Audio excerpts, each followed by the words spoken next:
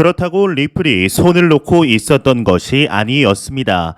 끊임없이 해외 유수의 은행들과 파트너십을 맺었고 ODL로 인한 수익은 늘어가고 있었습니다. 그럼에도 XRP의 가격은 요지부동이었죠.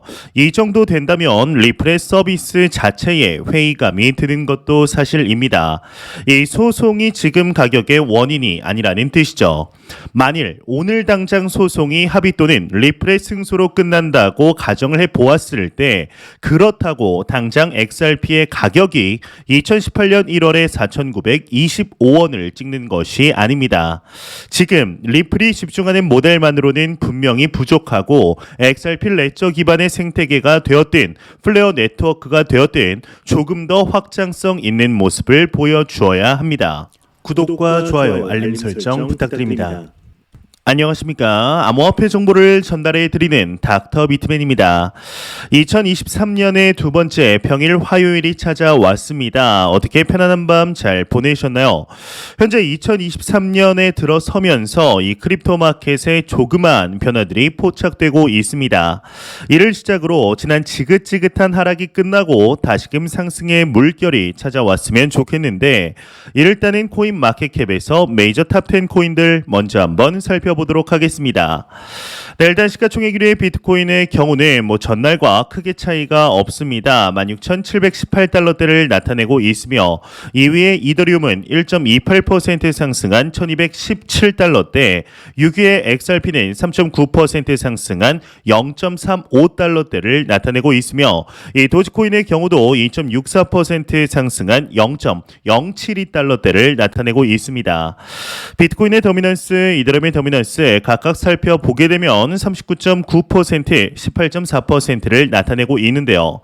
그렇다면 과연 선물 투자자분들은 현재 포지션 어떻게 나누고 있는지 롱숏 비율 한번 확인해 보도록 하겠습니다.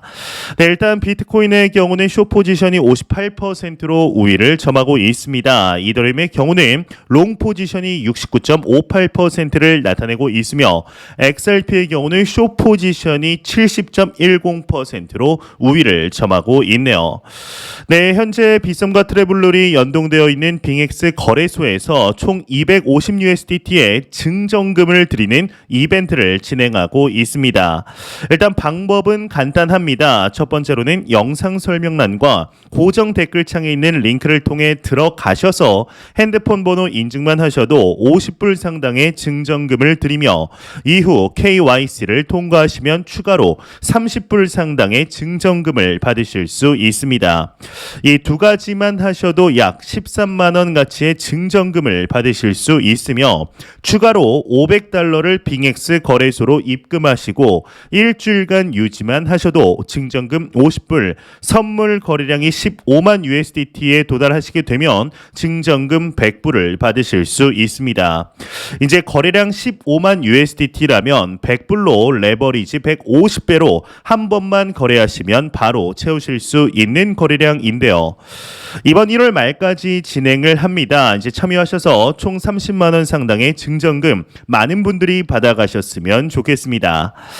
네, 이제 지난 1일이죠. 죄송합니다. 네, 중국이 지난 1일 베이징에서 중국 디지털 자산 거래 플랫폼으로 불리우고 있는 국영거래소 출범식을 열었습니다. 디지털 자산 거래소라고 해서 이제 코인을 거래한다고 오해하기가 쉬운데 이곳은 NFT와 디지털 저작권 등이 거래될 예정입니다. 이제 따라서 중국이 코인 거래를 아직 이제 허용했다라는 식의 오해는 하지 말아야 하는데요. 다만 이를 통해 디지털 자산에 대한 중국 정부의 태도 변화라는 측면에서는 의미 있는 소식인 것이죠. 이 중국은 이번 디지털 자산 거래 플랫폼을 통해서 NFT 시장의 과도한 투기를 막고 온라인 가상자산들의 거래 활성화를 돕겠다라는 방침으로 보입니다. 그렇다면 여기서 한 가지 의문이 생깁니다. 왜 하필 NFT일까요? 이 NFT의 거래 규모가 상대적으로 이미 거래소에 상장된 코인들에 비해 작고 상대적인 통제가 쉽기 때문으로 보이는데요. 이제 생각해 본다면 2021년 중국 미국은 비트코인 채굴 금지는 물론 코인에 대한 상당히 부정적인 스탠스를 유지해 왔던 것이 사실입니다. 이 미국의 경우는 미국 금융계 거물들이 공동으로 참여한 EDXM이라는 코인 거래소가 1월 중으로 오픈을 예정하고 있습니다. 이 FTX의 파산으로 사실상 비어버린 바이낸스 뒤에 2인자 자리를 빠르게 EDXM이 차지할 수 있을지 귀추가 주목이 되는데, 이번 EDXM의 설립에 참여한 곳은 시타델 증권이나 피델리티 인베스트먼트 등의 유수의 은행들이 참여하게 됩니다. 이 기관의 참여는 크립토 생태계에 어찌 되었든 호재로 해석이 되게 되죠. 이 숏에 대한 우려가 없는 것은 아니지만 대규모 자금은 늘 시장을 다음 단계로 성장하게 만들어준 것도 사실입니다. 이제 2022년을 한마디로 정리를 하자면 거품 종식의 해였다라고 볼 수 있습니다.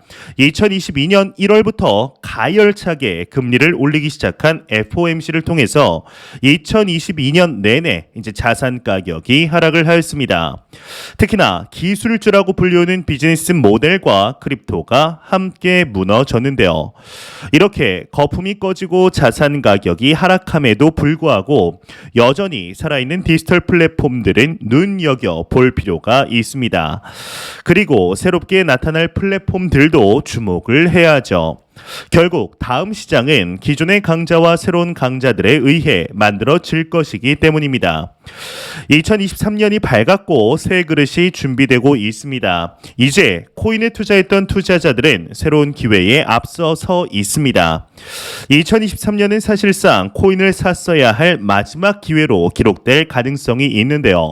2024년에는 반감기가 예정되어 있고 이후 2025년에는 다시 한번 큰 폭의 상승이 예정되어 있죠. 특히나 이제 2022년이라는 깊은 수렁을 통과한 터라 2023년에는 예기치 않은 상승이 한두 차례 있을 수 있다는 점도 기억을 해야 합니다. 이 비트코인은 늘 잊혀질만 하면 뉴스에 나와 이미 올라간 가격을 자랑하곤 하였습니다. 이번 2023년은 이제 그러한 점에서 기대가 큰 상태이죠. 이 수많은 투자자분들이 기대하고 있는 2023년을 맞이하고 있지만 이제 그럼에도 불구하고 부정적인 전망들 또한 지속적으로 나오고 있습니다. 이제 얼마 전 메타의 암호화폐 사업부 총괄 이 데이비드 마커스의 경우는 2024년까지 약세장이 지속될 것이라고 말하며 FTX 같은 부도덕한 플레이어들이 내년에도 업계에서 사라지지 않고 이들이 시장을 침체시킬 것이라고 언급을 하였습니다. 예, 하나의 온체인 데이터를 한번 보도록 하겠습니다. 조금 더 확대해서 보겠습니다. 네, 지금 보시는 데이터는 이제 실현 가격을 나타내는 온체인 데이터입니다. 이 실현 가격이라는 것은 실현 시가총액을 전체 코인 공급량으로 나누어 계산한 지표인데요. 이 시장 참여자들이 코인을 매수한 평균 가격을 나타내게 됩니다. 이 온체인 저항 또는 지지선으로 해석할 수 있는데요. 이 자료를 보시게 되면 지난 12월 31일 비트코인 실현 가격은 19,809달러였으며 이 4분기 중 실현 가격을 상회하는 기간은 지난 11월 4일과 5일뿐이었기 때문에 이 베어 마켓이 지속되는 분명한 증거 중 하나라는 분석이 온체인 데이터 회사 이 크립토 퀀트를 통해 나오게 되었습니다. 이제 고래 주소수의 변화도 주목할 만한데 이 글래스노드의 고래 주소수 온체인 데이터를 보게 되면 1000 BTC 이상을 보유 중인 주소수가 2031개를 기록하였는데요. 이는 최근 3년간 가장 적은 수인 것을 확인할 수가 있습니다. 또한 온체인 취득가 기준 수익 상태인 비트코인 물량도 최근 1개월 중 가장 낮은 규모를 기록한 상황인데 이 거래소에 보관된 비트코인 공급량을 보게 되면 거래소에 이제 보관된 비트코인 공급량 또한 이 감소 추세로 나타나게 됩니다. 이 크립토 퀀트 데이터에 따르면 현재 전체 코인 공급량 중 거래소 지갑에 보유된 코인의 비율을 나타내는 거래소 공급 비율은 이제 11% 가량입니다. 이는 비트코인의 공급량의 88% 이상이 주요 거래소에 저장되지 않은 것으로 풀이가 되는데요. 온체인 데이터들을 종합적으로 보았을 때 많은 투자자들이 시장에 실망하며 2023년 반복될 연준의 고금리 기조로 인해서 답답한 상황 속에 시장을 등 돌리며 떠나가고 있다는 것을 확인할 수가 있습니다. 하지만 우리는 이러한 상황들이 지속될수록 오히려 기회가 될 것임을 잊어서는 안 되며 남들이 모두 하락한다고 할 때가 상승할 때임을 잊어서는 안 되죠. 이제 이번 연도 많은 이벤트가 남아 있듯이 과연 앞으로 어떻게 진행이 될 것인지 충분히 기대해 볼만 죄송합니다. 오늘 아침이라 그런지 말이 엄청 꼬이는데 네, 다시 들어가겠습니다. 네, 충분히 기대해 볼 만하지 않을까 싶습니다. 네, 이제 새해로 들어서면서 이 비트코인과 이더리움이 소폭 상승세를 보였습니다. 이제 물론 계속된 하락으로 상승이라 보기에도 이제 부끄러운 수준이지만 그나마 비트와 이더라는 두 형님이 새 체면을 살려주었습니다. 다만 이 XRP의 경우는 어제 오늘 소폭 상승하긴 했지만 그래도 좀 크게 하락을 한 것이 유독 눈에 띄게 되는데요. 이제 지난 11월 FTX 사태 이후 XRP 역시 큰 폭의 하락이 있었습니다. 이후 완만한 하락을 보이다가 12월 말에 잠깐 반등을 했고 이후 줄곧 하락 중이죠. 이 리또속이라는 말로 조롱받기 일수이지만 이제 사실 XRP의 지위는 무시할 만큼 절대로 약하지 않습니다. 이 발행량이 워낙 많은 1천억 개여서 그렇지 2017년과 2021년 모두 꽤나 크게 상승했었죠. 이제 다만 분명한 차이도 있습니다. 일례로 비트코인은 8천만 원까지 상승했다가 현재 2천만 원 선에 걸려 있습니다. 이더리움 역시 아무리 하락을 했다 하더라도 현재 코인 마켓캡 기준 150만 원 선에 걸려 있죠. 반면 우리 계력의 코인 XRP의 경우는 420원대로 과거 침체기의 가격인 300원대에 다가와 있습니다. 이 비트코인과 이더리움에 대해서 이제 펀더멘탈을 이야기하는 사람은 많지 않습니다. 하지만 그 외의 코인에 대해서는 여전히 의심이 많은 것도 사실이죠. 이 리플의 XRP 가격은 특히나 펀더멘탈에 대한 근본적인 질문을 하게 만듭니다. 이 XRP가 완전한 침체장 수준으로 가격이 하락했다라는 것은 사실상 리플이 여타의 잡코인과 알트코인들과 큰 차이가 없다라는 뜻이 되기 때문입니다. 이제 물론 리플에게는 많은 호재들이 있는 상태이지만 가격은 여전히 이 모양이죠. 지금의 가격을 단순히 미 SEC와의 소송 때문이라고 규정하기에도 무리가 있습니다. 2020년 말 플레어 네트워크 소식이 나오기 전인 10월로 돌아가 보면 당시 XRP의 가격은 200원대였습니다. 그것도 상당히 오랫동안 말이죠. 그렇다고 리플이 손을 놓고 있었던 것이 아니었습니다. 끊임없이 해외 유수의 은행들과 파트너십을 맺었고 ODL로 인한 수익은 늘어가고 있었습니다. 그럼에도 XRP의 가격은 요지부동이었죠. 이 정도 된다면 리플의 서비스 자체에 회의감이 드는 것도 사실인데요. 이 소송이 지금 가격의 원인이 아니라는 뜻이죠. 이제 만일 오늘 당장 소송이 합의 또는 리플의 승소로 끝난다고 가정을 해보면 그렇다고 당장 XRP의 가격이 2018년 1월에 4,925원을 찍는 것이 아닙니다. 지금 리플이 집중하는 모델만으로는 분명히 부족하고 XRP 레저 기반의 생태계가 되었든 플레어 네트워크가 되었든 조금 더 확장성 있는 모습을 보여주어야 합니다. 지금은 리플이 얼마나 탈중앙화된 생태계를 가지고 있느냐에 사람들이 별 관심이 없습니다. 그냥 XRP만 오르면 된다라는 투자자들의 보다 원초적인 니즈가 있는 것이죠. 이 리플은 공격적인 확장성을 보여야 하고 XRP 레저 기반의 서비스들이 실제 눈앞에서 실현되어야 합니다. 그럴 때야 비로소 이 리플이 비트코인, 이더리움과 함께 3대 코인이라는 이야기를 부끄럽지 않게 들을 수 있겠죠. 이제 아마 이 코인에 투자를 하시다 보면 여러분들이 많이 들으시는 이야기가 있을 것입니다. 이제 그 중에 하나가 바로 비트코인 반감기인데요. 이 반감기는 통상 4년을 기점으로 상승한다라는 흐름을 보여왔습니다. 이 반감기를 복귀해 보자면 2012년, 2016년, 2020년 각각의 경우는 모두 상승하는 모습을 보이기도 했습니다. 그렇다고 해서 이제 비트코인이 꼭 반감기에 불장이 왔냐고 하면 뭐 그렇지도 않습니다. 이제 가장 많이 사람들이 기억할 2017년 불장과 작년이 아니죠. 재작년인 2021년 불장을 생각해도 그렇습니다.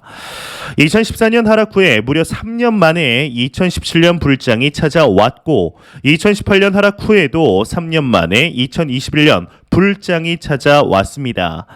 그리고 상승했다고 하더라도 그 폭에는 상당한 차이를 보이게 되었죠. 일례로 2017년 상승과 그 이전의 2015년, 2016년 상승은 비교를 하기가 어려울 정도로 차이가 큽니다. 만약 정말로 3년 상승과 1년 하락의 주기가 비트코인의 법칙에 맞는 해라면 올해 2023년은 어떤 해일까요? 2018년 폭락 이후에 2019년과 비슷한 흐름을 보이지 않을까 싶습니다. 일단 초기 3개월간은 하락 또는 완만한 상승일 가능성 또는 박스권의 모습을 보입니다. 이제 흡사 2023년 1분기를 하락으로 보는 전문가들과 같은 뷰라고 할 수 있는데요. 2019년 2분기 차트를 보게 되면 본격적인 상승을 시작하지만 이후 하락하는 모습을 확인할 수가 있습니다. 이제 그러다가 2020년 반감기에 해가 찾아오면서 완만하게 상승하는 흐름을 보입니다. 이렇게 봤을 때 2023년은 1분기 하락, 2분기 상승, 3분기, 4분기 하락 정도로 볼 수 있습니다. 이제 물론 이는 매크로 등 다른 여건을 전혀 고려하지 않은 뷰인데요. 몇몇 특이한 사람들을 빼면 2023년에 비트코인이 대박을 칠 것이라고 생각하는 사람은 많지 않습니다. 오히려 여기서 더 떨어지지 않으면 다행이라는 방어 심리가 더 작용할 가능성이 큰 것이죠. 그렇다면 이제 여기서 한 번쯤 생각을 해 보아야 합니다. 늘 예상대로 되지 않는 시장에 비트코인이 과연 연이은 하락 흐름을 보일 것인가 말이죠. 이제 오히려 몇 가지 호재들이 생기면서 상승 흐름을 타게 될 가능성도 큽니다. 그런 점에서 봤을 때는 적당한 현금을 보유하면서도 비트코인을 분할 매수하는데 자금을 떼어둘 필요가 있습니다. 이 개인적인 견해를 밝히자면 2023년에는 예기치 않은 수준의 뉴스가 나오면서 상상치 못할 상승세가 분명히 있으리라 생각합니다. 다만 이후에는 오른 것이 무색할 정도로 상당 부분 다시 빠지겠죠. 결국 본 게임은 2024년부터이고 본격적으로 불장이라고 부를 수 있는 정도의 상승은 2025년이 되어야 할 것입니다. 이때까지는 어떻게든 주요 자산들의 비중을 늘려 놓아야 합니다. 이제 주식이 최고라고 할 때 주식만 들고 있으면 망하고 현금이 최고라고 할 때 현금만 들고 있으면 기회를 놓칩니다. 이 적당한 분배가 중요한 것인데요. 참 힘든 시간들을 지난 이제 작년이죠. 2022년 우리를 정말 징하게도 괴롭혔습니다. 이제 우리가 맞이하는 2023년은 과연 어떻게 진행이 되게 될지 충분히 기대해 보아도 좋지 않을까 하는 생각이 드네요. 이제 매 영상 말씀드리지만 절대로 단기적인 시각으로 이 시장 바라보지 마시며 장기적인 시각으로 또한 오랜 시간 동안 함께할 수 있는 여유 자금을 통하여 투자를 진행하시길, 그리고 혹시 선물 투자를 하시는 분들이 있으시다면 이 진행할 때 절대로 본인의 코인 투자한 총 자산의 100%, 50%를 가지면서 그걸로 하지 마시고 이제 100만 원이나 200만 원 그리고 레버리지가 50배, 100배가 아니라 이제 최대 20배까지만 진행하시길 추천드리겠습니다. 네, 제가 준비해온 소식 여기까지입니다. 영상이 도움이 되셨다면 구독과 좋아요 그리고 광고 한 편만 처음부터 끝까지 시청 부탁드립니다. 이 채널은 오직 광고 수익으로 운영이 되게 됩니다. 항상 영상 시청해 주시는 시청자분들, 구독자분들 너무나 감사드립니다. 오늘 남은 시간 잘 마무리하시길 바라며 바라면서 저는 더욱 도움이 되는 영상으로 찾아뵙도록 하겠습니다. 지금까지 닥터 비트맨이었습니다. 감사합니다.